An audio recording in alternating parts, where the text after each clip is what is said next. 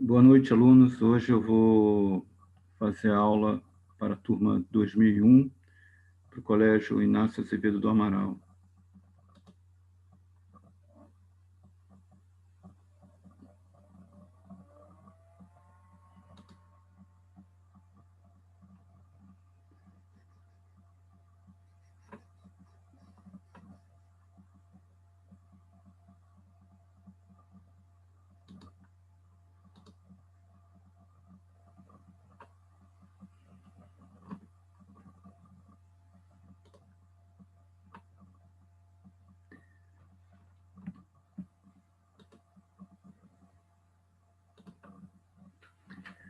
Conforme havia dito, a aula se destina à turma 2001 do Colégio Inácio Azevedo do Amaral.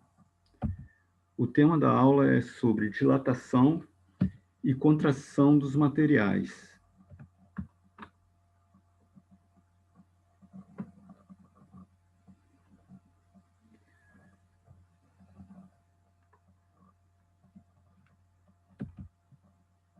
São alunos da segunda série do ensino médio.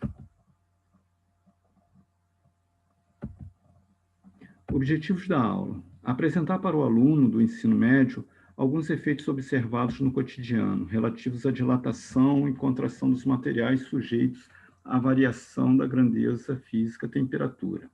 Considerar a necessidade da medida e a comunicação desta medição no sistema internacional. Objetivo também fundamentar conhecimento diferenciando dilatação linear, superficial e volumétrica, de acordo com a dimensão considerada do corpo.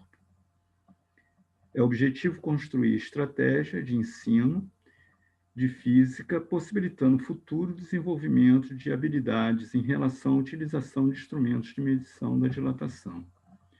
É objetivo provocar reflexão sobre a determinação da medida de dilatação ou contração dos corpos, de acordo com a variação de temperatura, definindo padrão de medida e possibilitando ao aluno modelos explicativos, matemáticos e físicos do fenômeno, que relaciona a grandeza física, as grandezas físicas envolvidas. Efeitos observados no cotidiano. Temos a figura de uma imagem de um trilho de trem, de uma via férrea. Com o aumento de temperatura, essa via ela sofre distorções. Essas distorções é provocada pela dilatação do material. Quando não encontra espaço para se dilatar, ele distorce o caminho, provocando desencarrilhamento do trem. Então, na construção de estradas de ferro, é comum se utilizar uma folga, Ele chama essa folga entre os trilhos de junta de dilatação.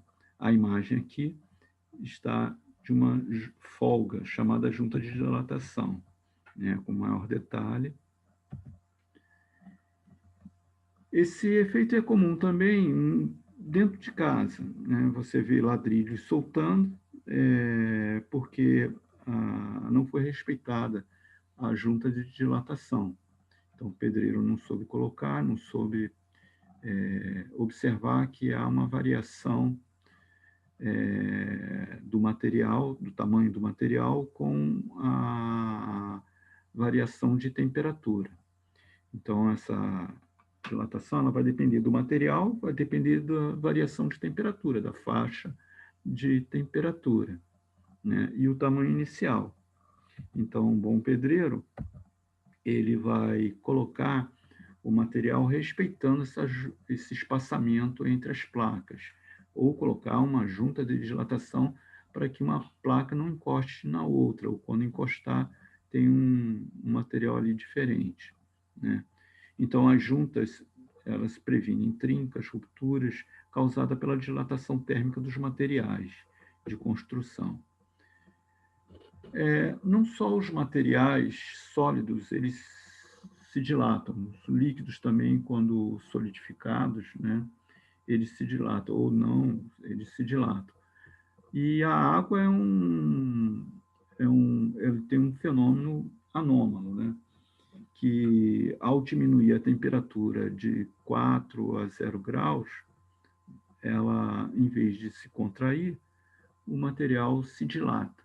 Então, é efeito anômalo justamente nessa faixa pequena de temperatura, né, de 4 a 0 graus. Em vez dele se contrair, ele se dilata. Então, países onde tem um inverno rigoroso, né, você tem rompimento de tubulações. Efeitos observados no cotidiano, né? Agora vamos a um modelo explicativo do que está acontecendo com o material quando ele se dilata e quando ele se contrai. Um modelo plausível para explicação é o modelo onde você tem uma rede cristalina e ela está em movimento para qualquer tipo de temperatura, né? A não ser para o zero absoluto, de acordo com a aula passada. Eu tinha falado que no zero absoluto, o Kelvin ele adotou um fenômeno onde não há essa vibração molecular. Então, para o Kelvin, o zero absoluto, né, as partículas não se movimentam. E esse movimento da partícula com a temperatura, ele vai provocar, essa vibração, ele vai provocar um aumento macroscópico no material. É isso que ocorre, né? Então, a temperatura ela se relaciona com a amplitude de vibração das moléculas. A temperatura é uma grandeza relacionada com o estado de agitação molecular. Isso aí a gente viu na aula passada.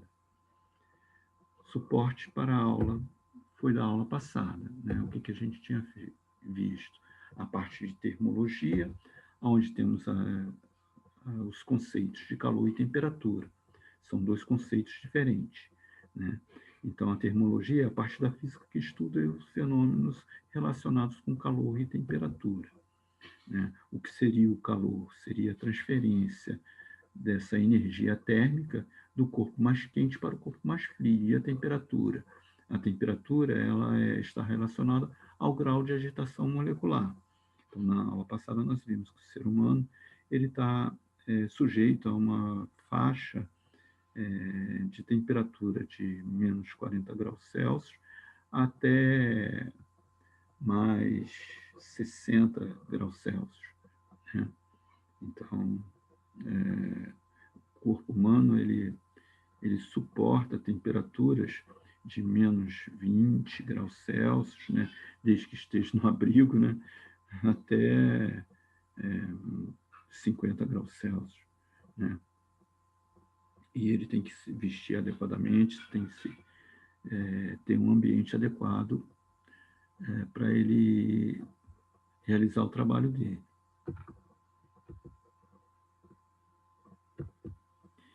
O que ocorre quando um material é aquecido ou resfriado, né? Calor e temperatura são duas grandezas físicas distintas. Isso ficou claro na aula passada.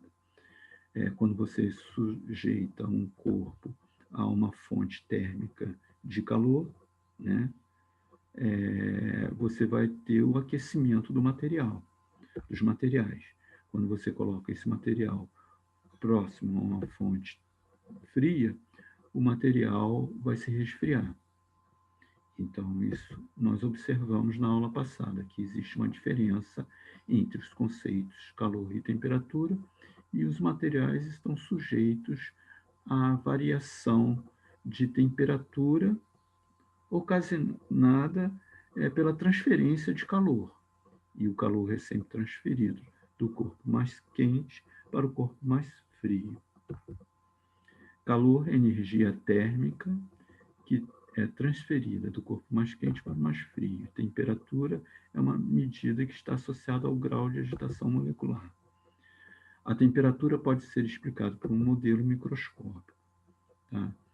O conceito de temperatura é intuitivo, isto é associado à sensibilidade humana, né? O tato.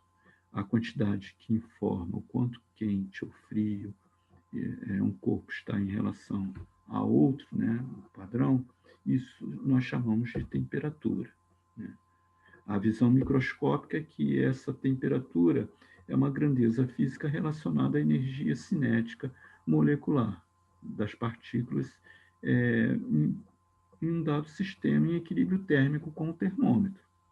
Vimos também que a temperatura é uma grandeza escalar pontual, né? Isso é, a cada ponto está associado a um valor de temperatura, ou seja, a temperatura ela não é uma grandeza vetorial. O que significa isso? Quando você pega um bolo, por exemplo, do forno, a cada ponto do bolo ele está associado a uma temperatura. Você vê isso claramente quando você coloca um alimento para descongelar num forno de micro-ondas, como não há uma uniformidade das ondas, das micro-ondas de radiofrequência ali dentro daquela cavidade, o que vai acontecer? Você vai ter pontos mais quentes com temperaturas diferentes, né, do alimento. Então, você vai sentir pontos gelados e pontos quentes do alimento. Para um corpo térmico, ou para um corpo extenso, né, por exemplo, um metal, o que você pode observar? A parte do metal que está próximo à fonte quente, você vai sentir a temperatura, o teu tato vai sentir a temperatura elevada. Na outra extremidade, próximo à fonte térmica fria, você vai sentir a temperatura fria, né? Bom, o nosso tato ele é falho quando queremos associar o conceito de temperatura quente ou frio. Ou seja, a nossa pele ela é sensível somente à diferença de temperatura. Isso ficou claro num experimento feito no século XVII ou XVIII, né? Que eu imaginei aqui e levei para vocês na aula passada. 3 cumbucas, uma vermelha, a do centro, um azul claro, e a da outra extremidade, azul escuro. Imagine essas 3 cumbucas, né? A vermelha à esquerda você coloca água quente, retirada de uma bolsa térmica, né? A cumbuca azul escura, você coloca água retirada do congelador. A cumbuca do meio, você coloca a água retirada da torneira, água ambiente. Bom, feito isso, você pega a mão esquerda e você coloca na cumbuca da extrema esquerda. E a mão direita, você coloca na cumbuca que está no centro, né? O que você vai dizer? Em relação à diferença de temperatura, você vai dizer que a cumbuca do centro está mais fria, está com água fria. Agora, se você fizer o contrário, se você tocar a mão direita, a cumbuca da extrema direita, né, que está com água gelada, e a mão esquerda você coloca no centro, né, o que você vai dizer em relação à cumbuca do centro? Você vai dizer que a cumbuca do centro está com água temperatura mais quente, ou, né, mais quente. Então, como associar o conceito de temperatura, um grau de quente ou frio, se a pele é sensível à diferença de temperatura, né? Então, depende do referencial. Então, o nosso tato não é o meio adequado de se medir temperatura. E toda a aula foi desenvolvida em relação à construção de termômetros. E para desenvolver essa aula em relação a termômetro, eu falei que quando você coloca um corpo próximo a uma fonte fria, há uma agitação molecular maior do que quando o corpo está próximo a uma fonte fria, né? Ou seja, o corpo quente, você tem a variação das moléculas, uma vibração maior do que no corpo frio. Então, isso é uma maneira de se explicar que a temperatura do corpo quente ele está maior do que a temperatura do corpo que está próximo à fonte fria, o corpo frio, né? Então, o grau de agitação molecular ele foi associado ao, à temperatura, né? Essa ideia partiu lá de Kelvin, né? Uma visão microscópica para um sistema em equilíbrio térmico com um termômetro, onde está a temperatura elevada, tem um grau de agitação maior molecular do que com um sistema em equilíbrio com um termômetro com uma temperatura menor. Então, as partículas constituintes do sistema, elas estão constantemente em movimento, a não ser no zero absoluto. A temperatura pode ser entendida como uma grandeza que mede maior ou menor intensidade da agitação térmica desses sistemas, né? Então, para um sistema com menor temperatura, menor agitação, menor temperatura, tá? Para um sistema com maior temperatura, maior agitação, maior temperatura. Deixa eu repetir. Para um sistema com menor agitação, menor temperatura. Para um sistema com maior agitação, maior temperatura. E no corpo sólido, um cristal, o que acontece? Né? Você vai ter tudo vibrando, né? Todo o arranjo molecular vibrando. Então, esse tipo de cristal, né, os sólidos, né, foi observado que há dois tipos de vibração, né? Um associado às moléculas e outro associado aos elétrons livres, né? Ou seja, todo arranjo ele vai vibrar. Para que todo arranjo vibre, vai ser necessário a cadeia molecular ter mais espaço, né? Então, os dois tipos principais de energia térmica em um sólido é a energia de vibração do átomo ao redor de sua posição de equilíbrio e a energia cinética dos elétrons livres. E a grandeza macroscópica da temperatura resulta dessa variação, dessa energia interna dos movimentos de átomos e elétrons no sólido, né? E é responsável por algumas propriedades, como a dilatação, a condutividade elétrica e térmica e a capacidade térmica do material. A variação de temperatura nos materiais. Então, quando a temperatura de um sólido aumenta, há um aumento da agitação de suas moléculas, fazendo com que eles vibrem e afastem da posição de equilíbrio. Em consequência, há um distanciamento entre os átomos, tornando-se maior, né, a dilatação no sólido. É isso que está acontecendo aqui, é como se fosse um colchão de mola, né? Então, quando há uma vibração, a malha se estica mais. A variação de temperatura nos sólidos. Então, vamos deixar uma coisa bem clara. Você tem um sólido que você está analisando a dimensão comprimento, por exemplo. As outras você não está se importando muito por enquanto, ou são desprezíveis. Então, para um tamanho inicial L0, está associado a uma temperatura inicial T0. Quando você aumenta a temperatura, esse tamanho inicial L0 vai ter um acréscimo ΔL, vai passar a ser L, ou seja, esse tamanho L final está associado a uma temperatura final T. Então, sofreu uma variação de temperatura, ΔT, que é a temperatura final menos a temperatura inicial. E o ΔL é o comprimento final menos o comprimento inicial da barra. Vimos que a dilatação dos materiais, eles servem para a construção de termômetros, são chamados termômetros de expansão, que não são somente sólidos, são sólidos, líquidos e gasosos, né? O termômetro de bulbo, né? O mercúrio, o termômetro a álcool, são termômetros de expansão. Você vê o mercúrio, ele está subindo na coluna, então essa subida na coluna é o líquido que está se expandindo, né? O líquido que se expande. Acontece com mercúrio, com álcool, né? E também com gás, né? Só que o gás se expande e ele vai aumentar a pressão internamente do recipiente. Ele pode aumentar o volume e a pressão também, né? As duas coisas aumentam, né?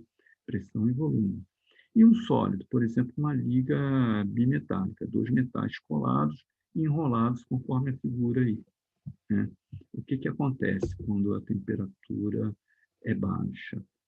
A liga vai se contrair, as ligas vão se contrair e a mola ela vai se contrair, né? Quando você aumenta a temperatura, a mola se expande, fazendo com que isso, por exemplo, tenha um movimento numa agulha, né? São os termômetros de expansão, chamado termômetro bimetálico, né? Acontece isso. Então, os termômetros bimetálicos, o princípio de funcionamento é baseado na utilização de metais, né, com coeficientes de temperaturas de expansão diferentes. Por exemplo, duas placas metálicas diferentes conectadas entre si, né, e soldadas, né, e elas formam uma mola bimetálica, né, ao ser aquecida, ela se expande, fechando, por exemplo, um contato, né? Girando uma agulha, né? Fazendo pressão em determinado dispositivo, né? com, com mostradores analógicos ou digitais. Aí temos um dispositivo onde a placa de baixo está conectada à placa de cima. A placa de baixo, a mais clara, branca, né, ela tem um coeficiente de dilatação linear maior, ela vai se dilatar mais, e a placa de cima, tendo um coeficiente de dilatação menor, a curvatura vai ser com concavidade para cima e vai pressionar um dispositivo de contato elétrico. Pode ser também um cristal piezoelétrico, um fenômeno estudado por Pierre Curie, onde você faz pressão e, com essa pressão, desencadeia um sinal elétrico no material, né? Então, você pode associar essa descarga elétrica à variação de temperatura. Da mesma forma, o contato, né, fazendo acionar um relé, né, que vai, por exemplo,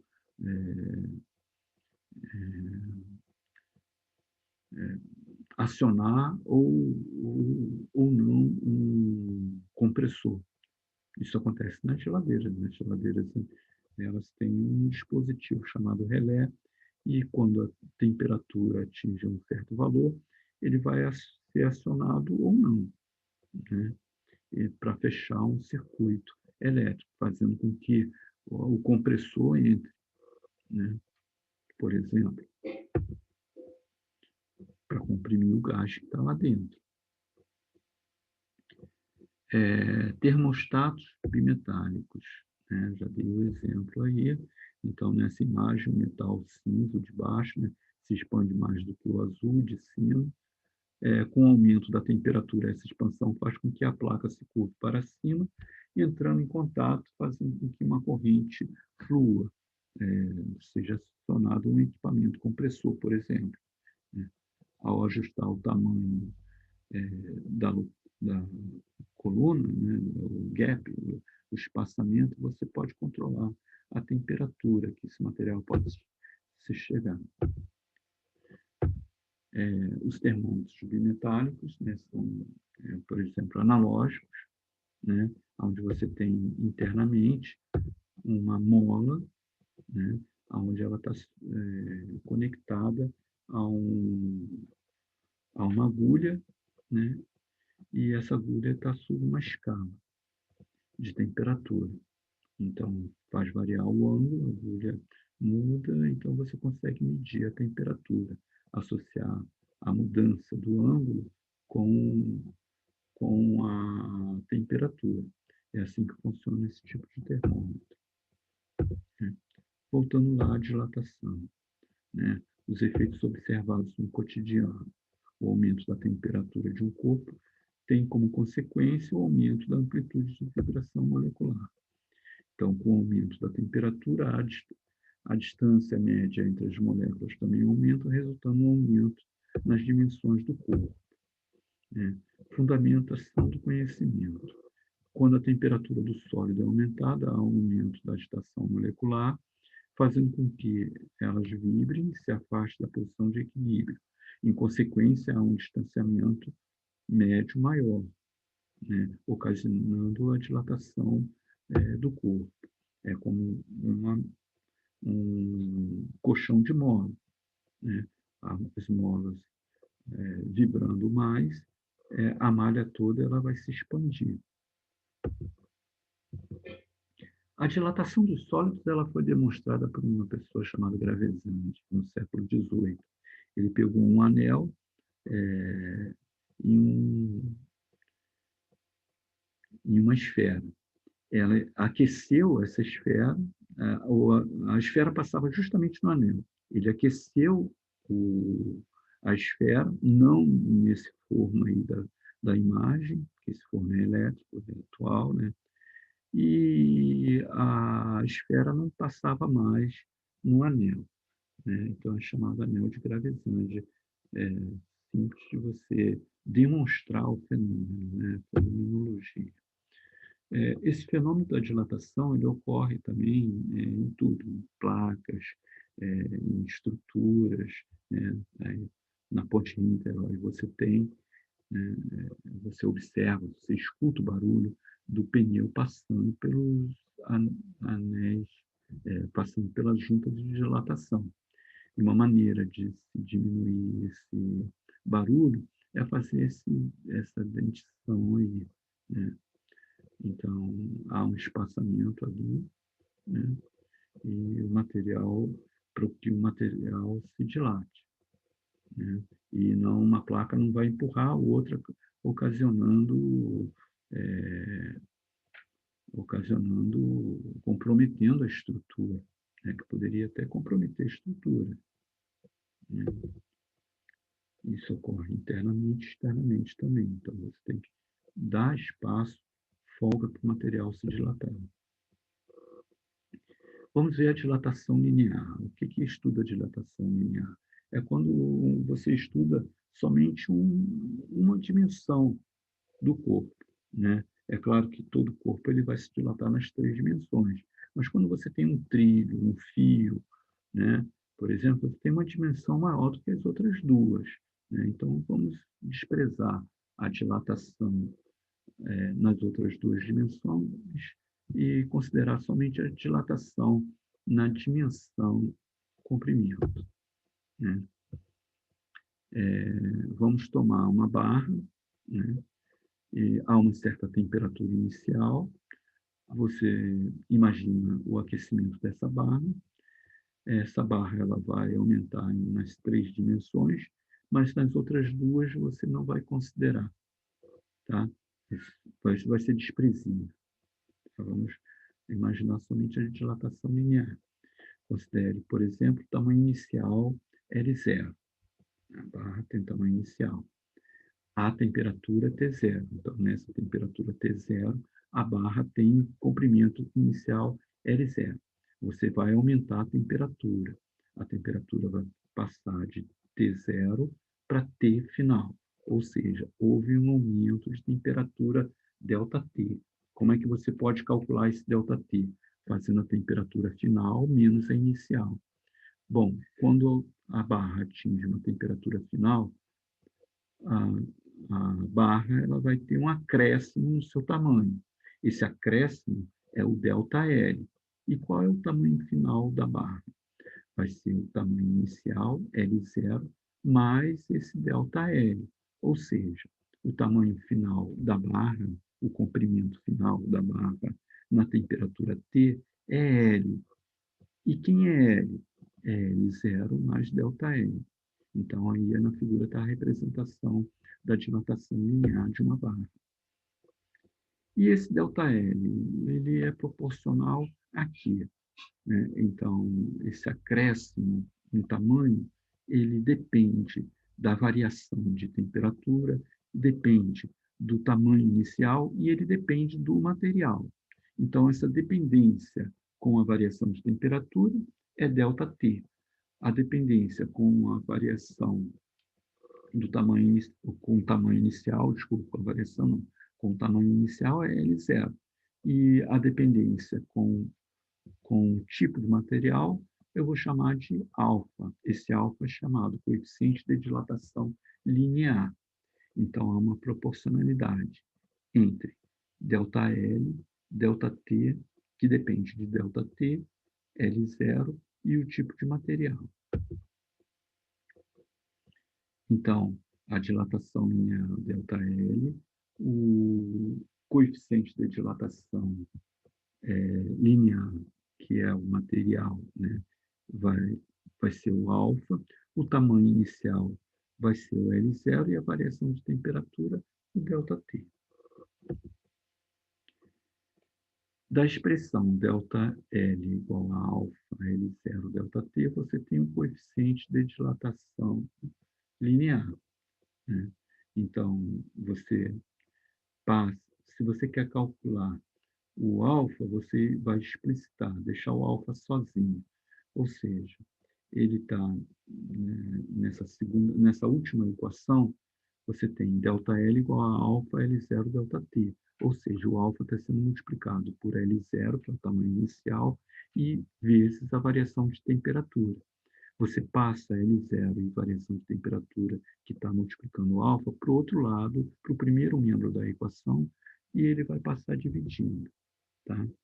Então, você tem alfa igual a ΔL dividido por L0 ΔT. Tá? É só ler a equação pelo inverso. Bom, o que demonstra essa equação? Primeiro, ela demonstra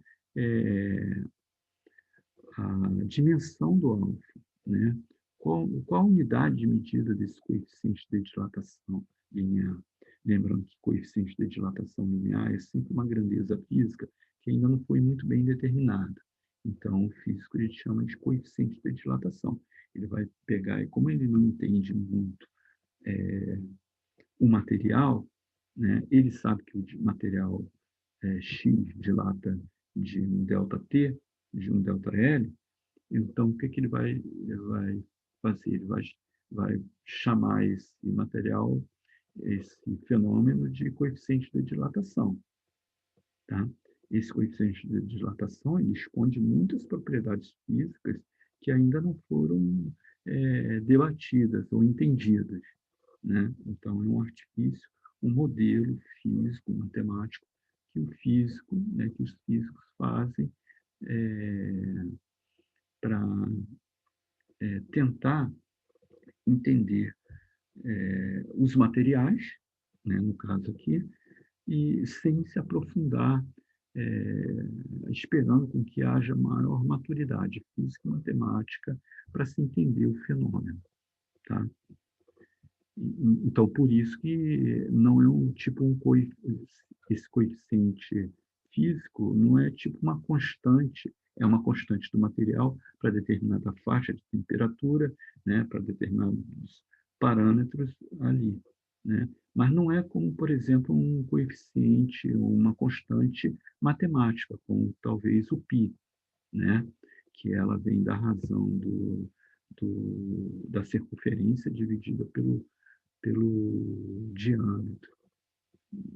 Então, é uma constante para qualquer círculo, né? Então, não tem dimensão as constantes, por ser uma constante matemática. As constantes físicas, elas têm dimensões físicas. Então, você observa, então, que tem um fenômeno ali a ser explicado, um modelo físico a ser explicado. Bom, então, só voltando aqui, quando você tem essa razão ΔL sobre L, o ΔL, por exemplo, está medindo em centímetros e o L0 também em centímetros, então você simplifica centímetro com centímetro, numerador e denominador, então você fica só com 1 sobre ΔT, ou seja, 1 sobre a unidade, a escala de medida, se você está medindo temperatura. Se você está medindo temperatura em graus Celsius, então vai ser 1 sobre graus Celsius. Se você estivesse medindo em graus Fahrenheit, seria 1 sobre graus Fahrenheit, já que você tem o comprimento, a unidade de comprimento dividido por unidade de comprimento, em cima e embaixo dessa equação. Então, por isso que a unidade de medida do alfa vai ser 1/grau Celsius. Aqui eu não estou dizendo que alfa é igual a 1/grau Celsius. Tem um colchete ali. O que, que representa esse colchete? Ele está dizendo que a unidade do coeficiente de dilatação linear é o inverso da unidade de temperatura usada. Tá? Se você estiver usando escala Kelvin, então vai ser 1/Kelvin. Se você estiver utilizando a escala Fahrenheit, vai ser 1/graus Fahrenheit. Se você estiver utilizando a escala Rankine, vai ser 1/graus Rankine. Né? Lembrando que a única escala que você não fala grau é a escala absoluta, é de Kelvin. Bom, e uma outra forma de você sinalizar a unidade de medida do coeficiente é passar esse denominador, essa unidade no denominador, para cima. Então, você troca o expoente. Então, por isso que vai ficar a unidade do coeficiente de dilatação linear, pode ser, então, grau Celsius a -1, Kelvin a -1, graus Fahrenheit a -1, graus Rankine a -1, graus Reaumur a -1, graus Newton a -1, e por aí vai.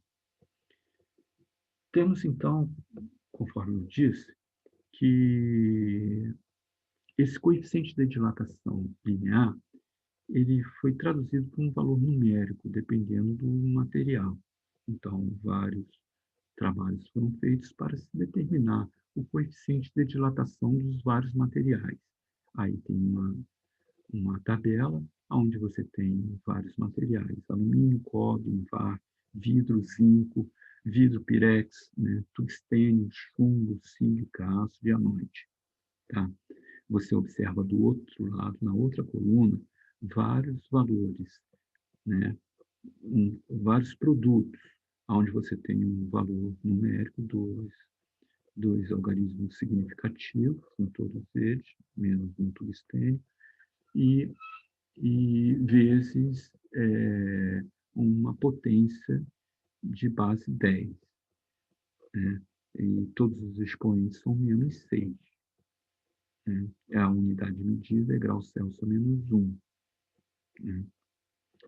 Você tem que observar que esses valores escritos aqui, eles não estão em notação científica, tá? Porque a mantissa, ela tem que ser até 9,9.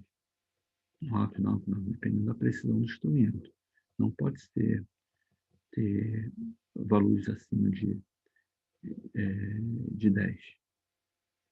Né? Você não pode ter. Assim não é considerado notação científica, mas é uma forma como os livros de segundo grau apresentam essa tabela. Né? Outra observação aqui que eu tenho a fazer sobre esses materiais é que você apresenta, por exemplo, o vidro e o pirex, né? O vidro comum e o pirex. Olha por que o pirex ele é utilizado na cozinha. É porque ele tem um coeficiente de dilatação muito menor do que o vidro comum. Então, se você fosse colocar o vidro comum, ele se dilataria muito mais, estaria sujeito à ruptura, né? Por grau Celsius aumentado lá no fogão, você tem uma dilatação maior, né? Então, ele tem maior probabilidade de se rachar, né, quando sofrer uma variação de temperatura. Né? Então, se você está com um vidro, né, tira do forno e coloca numa pia com a temperatura ambiente, ele vai se dilatar rapidamente, ele pode se rachar. Ou, desculpa, ele vai se contrair rapidamente e ele vai se rachar. Né? Você está tirando ele do ambiente quente para o ambiente frio. Né? Então, como a variação de temperatura não foi uniforme na tigela de vidro, então isso ocasiona o trincamento do material. Já o vidro pirex, ele suporta mais essa variação de temperatura. Você observa isso pelos valores. No vidro comum, o coeficiente de dilatação linear é 9. Olha no vidro pirex, é 3,2 vezes 10 a -6. Né? Lembrar que o material todo se dilata nas 3 dimensões. Aqui eu estou só analisando o coeficiente de dilatação linear. A mesma tabela, né, feita por um professor lá da UFRJ, daqui a pouco eu vou comentar o trabalho dele, mas se você observar, são praticamente o mesmo material, mas só que ele toma cuidado aqui de colocar os coeficientes de dilatação linear, os valores, em notação científica. É assim como deveria ser comunicado nos livros, em notação científica. Observe que a potência de base 10, ela ficou menos 5, não é mais menos 6. E o que, que aconteceu? Olha lá o aço, que era 11 vezes 10 a menos 6. A vírgula andou para a esquerda, né? Então, houve uma divisão por 10, você tem que multiplicar por 10 para não sofrer alteração, né? Então, 10 a menos 6 vezes 10 a 1, né? Você conserva a base, somos expoentes. Menos 6 com 1, 5. Menos 5. Tá ok? Observado? Bom, embora os coeficientes de dilatação sejam geralmente positivos, algumas substâncias apresentam coeficiente de dilatação negativo. O exemplo mais famoso é a água, né? Uma pequena faixa de temperatura, de 0 a 4 graus, né? Ela se contrai ao ser aquecida. Temos uma outra tabela de coeficientes de dilatação linear de materiais.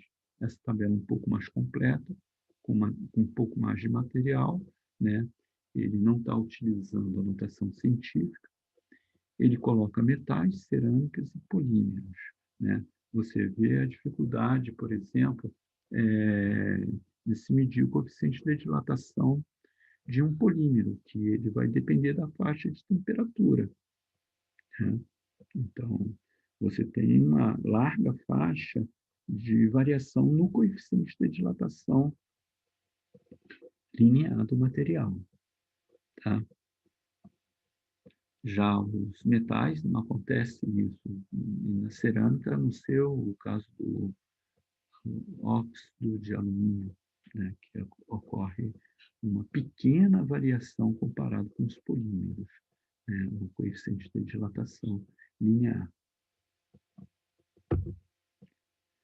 Bom, o trabalho que eu estava falando, me referindo, é do professor Luiz Fernando de Souza, né? E quando seu orientador era o Carlos Eduardo Aguiar, da UFRJ. Então, ele faz um experimento sobre a dilatação térmica e a lei do resfriamento de materiais, né? Uma monografia de conclusão de curso apresentado no curso de licenciatura em Física do Instituto de Física da UFRJ. Então, ele pegou um transferidor, ele pegou uma agulha,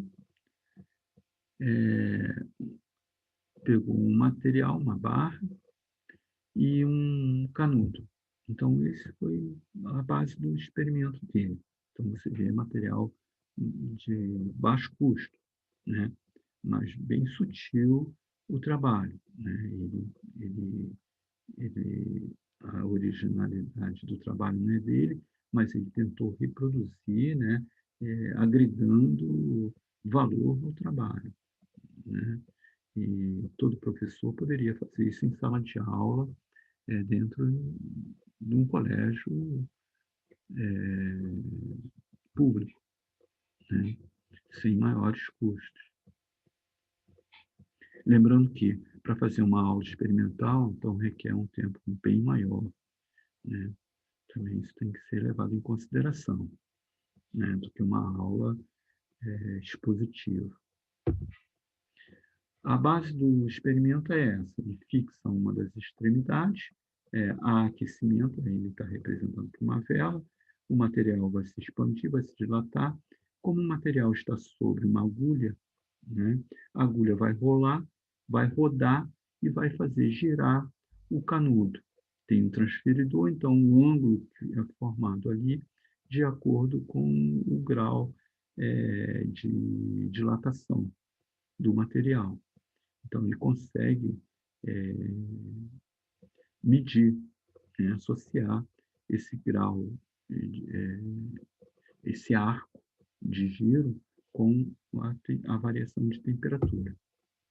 Né? É o princípio do funcionamento de um dilatômetro rudimentar. Aqui está o trabalho dele, a fotografia do trabalho do Luiz Fernando de Souza, né, do princípio de funcionamento. Aqui está a demonstração que ele fez, né, onde tem uma agulha, o canudo está girando, né, ele torna sensível aquele tamanho, né, que você, microscopicamente, você não consegue ver a olho nu.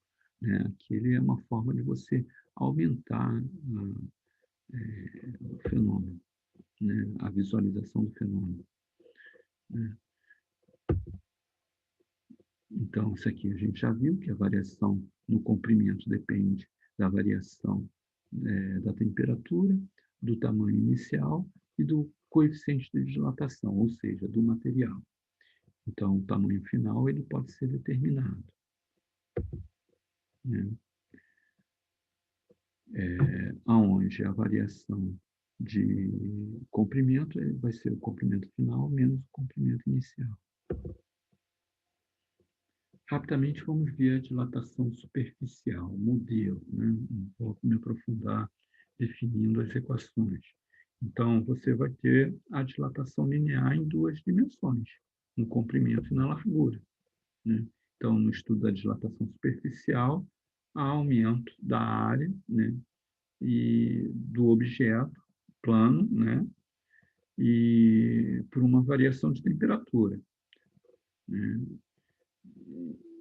Considerando que a placa tem uma área inicial A0, associada a uma temperatura inicial T0, vai ter um aumento de temperatura ΔT, então a temperatura vai de T0 a T, e o material vai de A0, superfície A0, até uma superfície final A.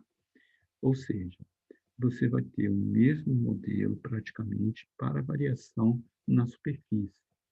Né? Então, a dilatação superficial vai depender da variação da temperatura, vai depender da área inicial e vai depender do material. Só que agora essa foi observado, né, pelo modelo matemático, é observado que esse coeficiente de dilatação superficial ele é aproximadamente a 2 vezes o coeficiente de dilatação linear. Então, por exemplo, se você tem uma placa de aço, né, ferro, né, aço carbono, então você vai dilatar essa placa com um aumento da temperatura, vai fazer a temperatura variar, aumentar. Então, para você calcular o tamanho de área final, você vai ter que usar, em vez do coeficiente de dilatação linear, você utiliza o coeficiente de dilatação superficial, que é aproximadamente 2 vezes o coeficiente de dilatação linear. Então, em vez de você botar 11 vezes 10 a menos 6 graus Celsius a menos 1, você coloca 22 vezes 10 a menos 6 graus Celsius a menos 1. As equações estão aqui, são simples de chegar, tá? E a mesma coisa você vai fazer para a dilatação volumétrica. Né? Para a dilatação volumétrica, né, você vai considerar as três dimensões, comprimento, largura e espessura. Esse coeficiente de dilatação volumétrica agora vai ser aproximadamente 3 vezes o coeficiente de dilatação linear. De maneira idêntica, verificamos a dilatação volumétrica, né, a variação no volume de um corpo com a temperatura, seguindo a mesma ideia. Né? Assim, o corpo atinge com volume V0 a uma temperatura T0. Quando a temperatura é aumentada de ΔT, o seu volume vai aumentar de ΔV. Né? E esse ΔV ele vai ser proporcional à variação de temperatura, ao volume inicial e ao coeficiente de dilatação volumétrica, que é 3 vezes aproximadamente 3 vezes igual o coeficiente de dilatação linear.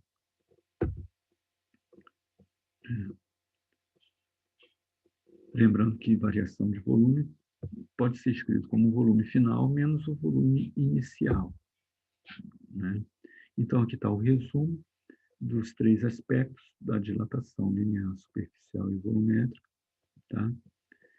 Com os seus respectivos coeficientes de dilatação linear, superficial e volumétrico, né? Lembrando que o superficial, o coeficiente de dilatação superficial é aproximadamente igual a 2 vezes o alfa, o coeficiente de dilatação volumétrica é aproximadamente igual a 3 vezes o coeficiente de dilatação linear do material.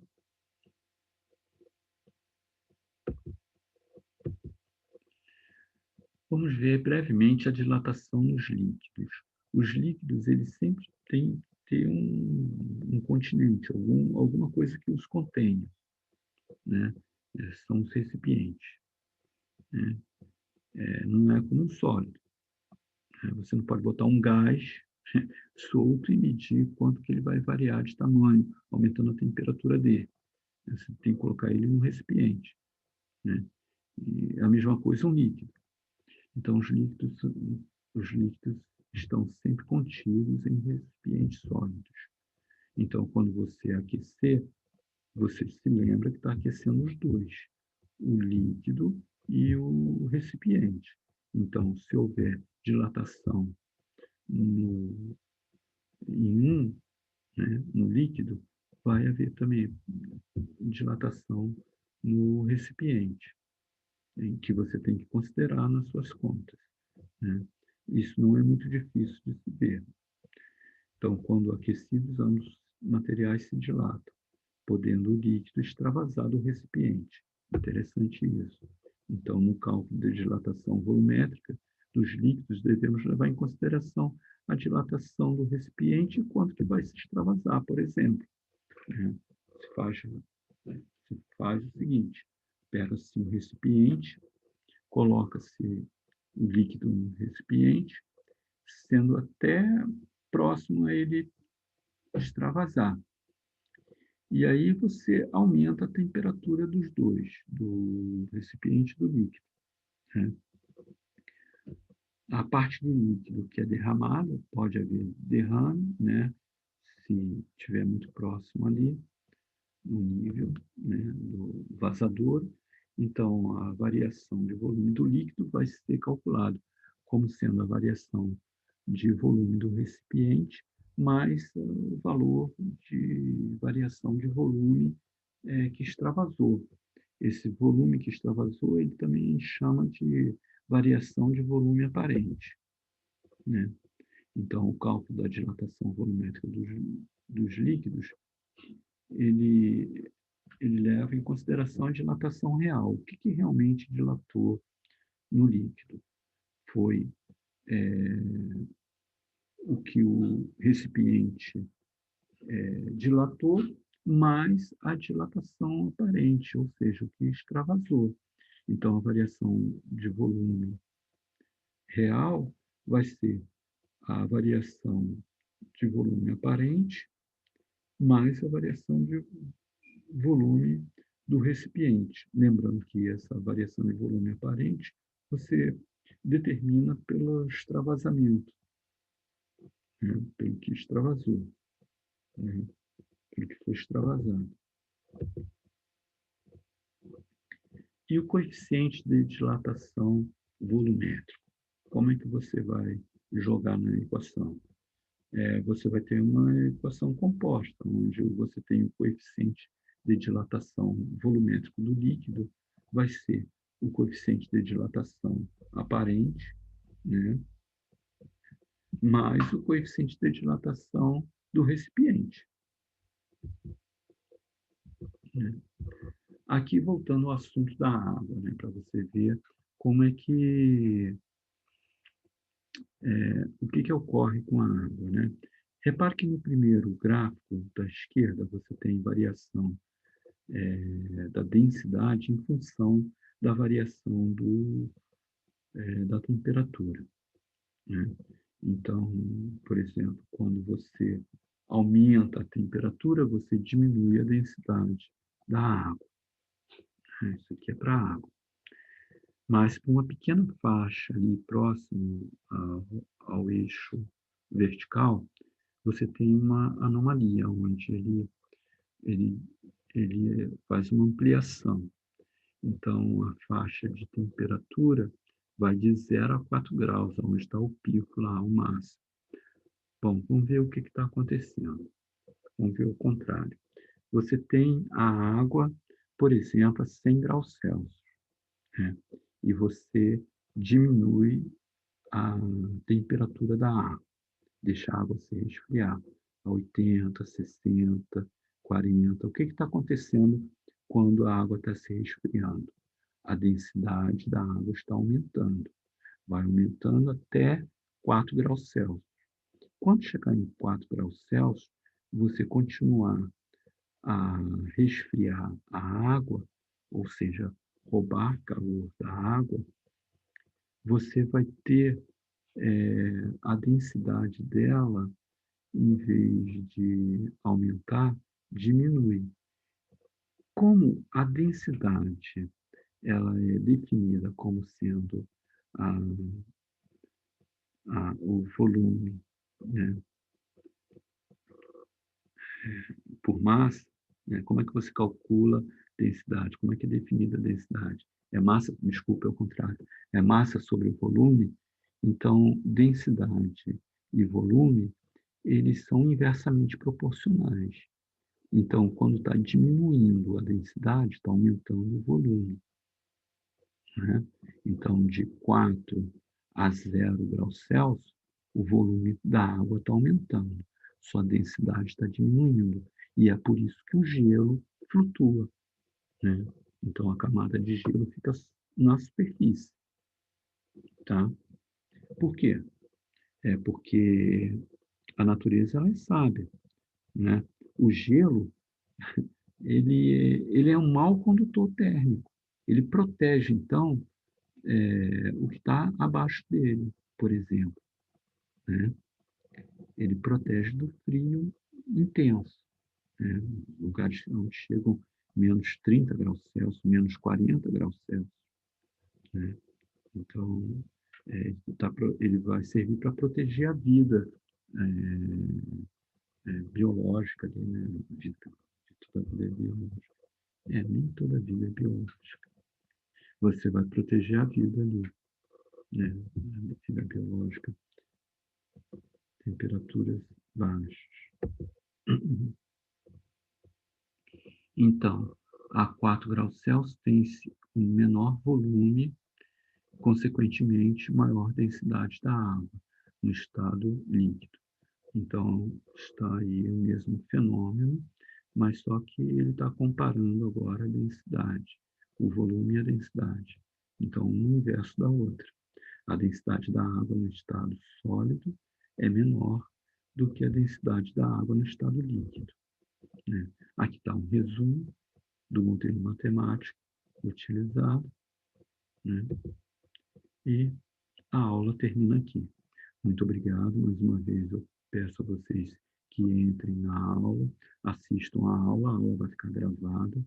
Eu vou tentar colocar lá, né? E devido ao adiantado da hora, eu termino aqui. Boa noite, muito obrigado, né? Muito obrigado. Então, vou tentar